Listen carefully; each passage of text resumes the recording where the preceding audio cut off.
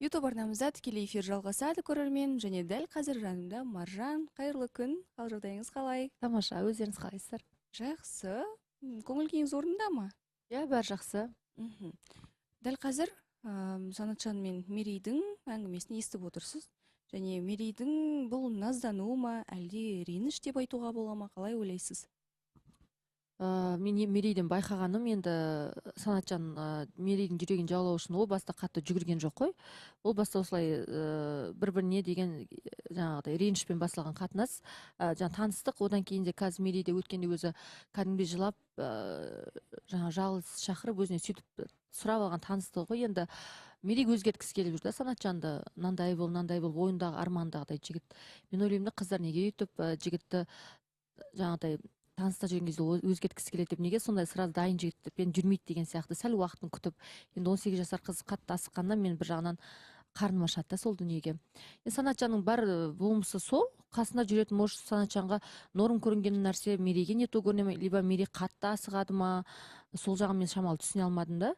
Вроде күніге кездесеміз деді Мерей, күніге тамақтанамыз, сен сағым кеттім деп үй жаққа келіп тұрады дейді да. Мына жаққа келіп алып, кеше бір күн ауырғаны, соның дәрісін әпермегенге үлкен қылып бір проблема қылып жатыр да. Жігіттің жасаған қадамдарын қазір жоқ қылып шығарып жатыр да.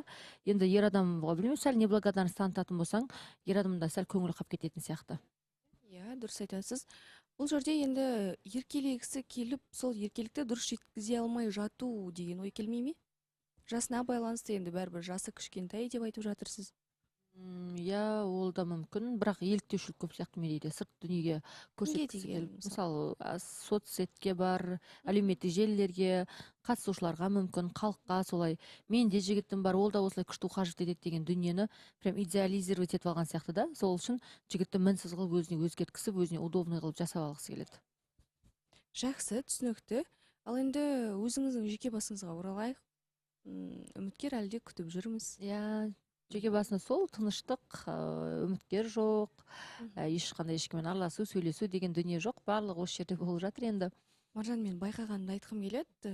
Сіз үміткеріңіз болған кездегі энергияңыз бен қазіргі күйіңіз бір-біріне сәйкес келмейді.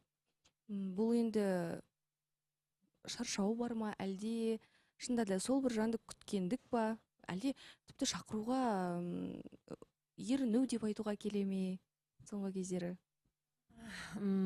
Соны өзім де түсінбеймін ше, кейде может мен қатты қаламайтын да шығармын сол дүниені дегенде ой келеді да менде. Не себепті? Енді адам қаламаса әрине соған қарай бір алдынан шығатын әр жағдайда соған байланысты болатын сияқты қалауына. Мен негізі өмірде көп нәрсені тілеп алмаймын. Өмірде жеткен жетістігім болса, мен главное жүрегіммен қатты қалаймын да.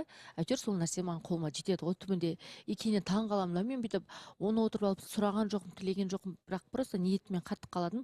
Сол нәрсе орындалды деймін да. Сол қазіргі кезде байқасам, мен керісінше осы бір жылдың ішіне мен қалаған дүниелер көп орындалмай жүр да. Сол үшін қорқып жүрмін қатты қалауға. Соны білмедім. Бәлкім қалауыңызды, фокусыңызды басқа жаққа ауыстырып алдыңыз ба? Жоқ, фокус қазір тек қана өзімде. Мен мысалы қазір эфирден шығамын да, таңертең тренировкаға келіп, потом эфирге кіремін. Эфирден шыққаннан кейін бір күн ағылшын, бір күн вокал, бір күн растяжка, бір күні би. Солай тек қана фокусын өзіме қойып жүрмін. Ештеңеге ешқайда асықпаймын. Қазір сондай сол гармоничный, балансовый состояниеде жүрмін да өзімше. Бәлкім бір араға сәл үзіліс салып, өзіңіздің ақбозатты ханзадаңыз келер деген үміттеміз. Сол үшін көрермендер арасында бәлкім сол бір жан бар да шығар, үндеу тастап бір ауыз айтып өтсеңіз болады.